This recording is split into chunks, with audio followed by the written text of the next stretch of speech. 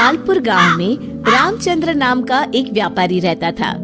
उसकी कपड़ों की दुकान थी और उसकी दुकान पर 3 नौकर थे। मोनू, तुम अपने घर गए थे ना? तुम्हारी बहन की शादी कैसी रही? बहुत अच्छे से हो गए मालिक। अगर आपने पैसों की मदद नहीं की होती तो पता नहीं क्या होता।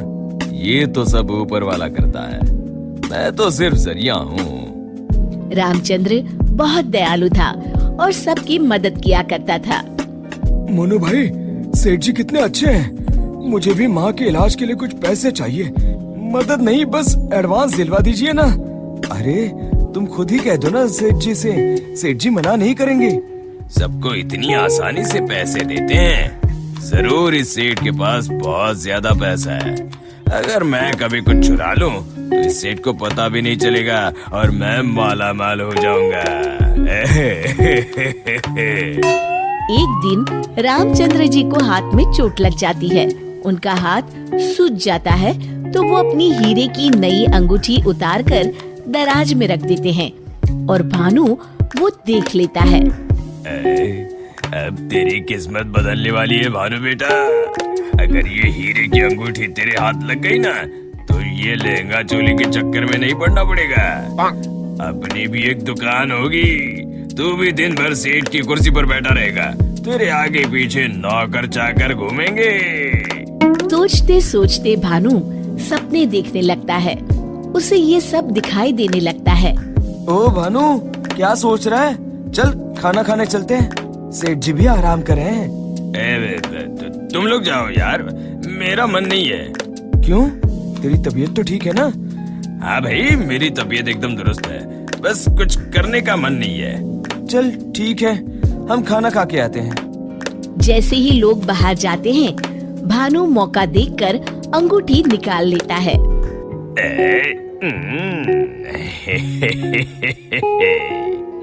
शाम के समय आज का हिसाब खत्म करो बच्चों, अब दुकान बंद करने का समय हो गया है। जब वे दराज खोलते हैं, अरे ये क्या, मेरी अंगूठी कहाँ गई? मोनू, भानु, भोला, तुम लोगों ने मेरी हीरे की अंगूठी कहीं देखी है क्या? कौन सी अंगूठी मालिक? क्या हुआ मालिक? कुछ नहीं, अब कल सुबह मिलते हैं। रामचंद्र रात भर सोचते रहते हैं। अगली सुबह आज दुकान को दुल्हन की तरह सजाओ, हर आने जाने वाले का मुंह मीठा करवाओ। आज बड़ी खुशी का दिन है। ऐसी क्या बात है सेठ जी? दरअसल कई सालों पहले एक दिन मुझे एक हीरे की अंगूठी मिली। मैं उसे उठा के घर ले आया। उसी रात मुझे सपने में आकर एक बाबा ने श्राप दिया कि तूने पैसों के लालच में जो अंगूठी उठाई है, अब वही तेरा नुकसान करवाएगी। जब से वो अंगूठी मेरे पास थी, मुझे कहीं न कहीं घाटा होता रहता था। घर में कोई न कोई बीमार होता रहता था।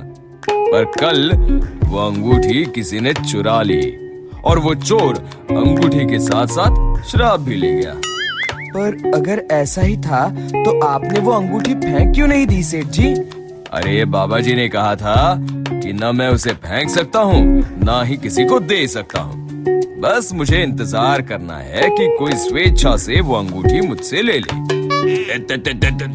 तो क्या आपका श्राप मुझे मेरा मतलब उस चोर को लग जाएगा? बिल्कुल। अब वो बेचारा ना अंगूठी फेंक सकता है, न किसी को दे सकता है। वैसे एक उपाय है। क्या उपाय सेठ जी? अरे तुम्हें क्या करना भानु भैया, अब चोर जाने और उसकी किस्मत।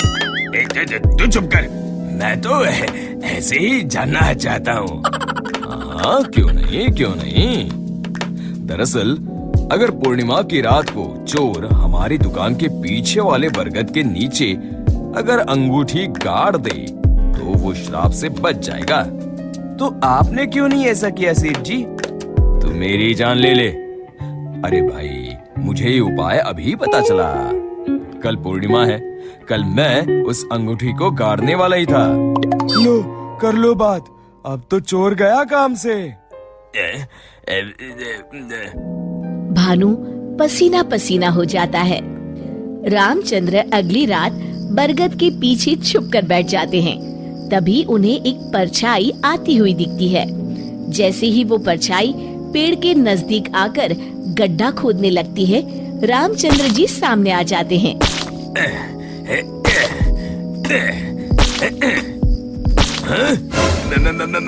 मर गया रे। मुझे माफ कर दीजिए सेठ जी।